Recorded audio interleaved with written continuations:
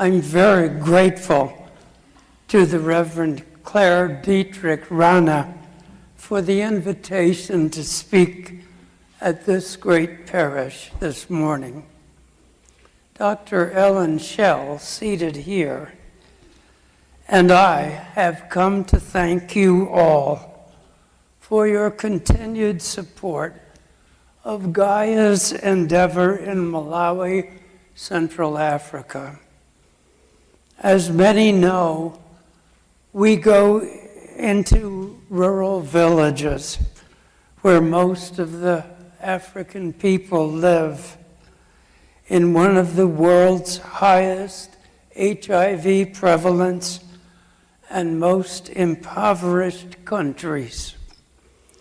Our aims are to prevent, diagnose, and treat HIV infections, malaria, tuberculosis, and other diseases in an area where 1 in 6 adults is HIV positive, and malaria is the greatest killer of children under the age of 5.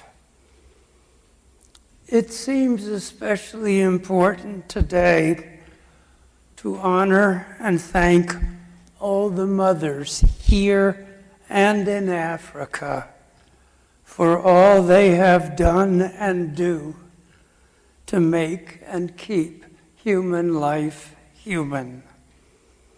And it seems worth mentioning that a crucial priority of Gaia is to prolong the lives of mothers and children in Africa. Women especially are the heroes of Africa. So I'd like to say that we have now worked in over 170 rural Malawi villages. In these, we have trained women to be caregivers to home-based care patients and to orphans and health educators. We also deploy 7 mobile health clinics to remote areas, and we have sent over 500 young people, mostly young women, mostly orphans, through Malawian nursing colleges, from which, after graduation, they are deployed to government hospitals throughout that country. Several years ago, I heard about a Malawian orphanage for HIV-positive infants run by a British couple. Ellen Schell, my wife Sally, and I were taken to it one day by a Gaia driver. It's near the end of a dirt road in Blantyre, a Malawian community named after the Scottish birthplace of David Livingstone. What they were doing to keep infants alive seemed heroic to us, even though in the first years we knew them, they lost 60% of the children, due simply to the unavailability of antiretroviral, meaning anti-HIV, medications. Open Arms Infant Home was run by Rose Marie and her husband Neville. On this Mother's Day, I especially honor Rose Marie, a greatly dedicated woman, and the closest all these kids ever had to a mother. In 2000, After their own daughters had completed university, Rosemary and Neville moved to Malawi permanently. She became the manager of Open Arms until her death from ovarian cancer.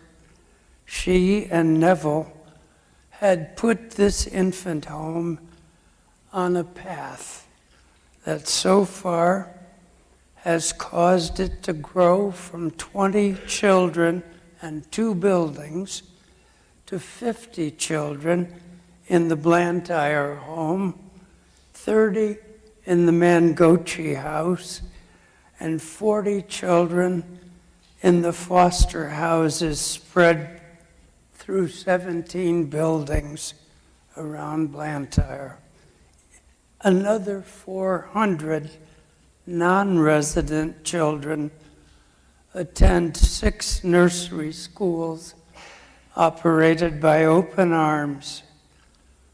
In addition to a very basic nursery education, these kids receive 1 nutritious meal a day. As part of our HIV work in Malawi, Gaia helps to cover the annual food bill for all of the Open Arms orphans. But still, there remain some huge needs in that country where the maternal death rate is still about 634 women for every 100,000 live births, an extraordinary toll.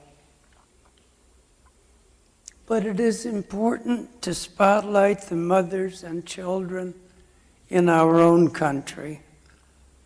I'm hoping that on this day, we might consider dedicating ourselves to making life easier for moms and their children. I spent some years working in protective services to children in one of the southeastern states. I saw with my own eyes some of what my friend Marian Wright Edelman describes. As you may know, she is head of the Children's Defense Fund in Washington, D.C.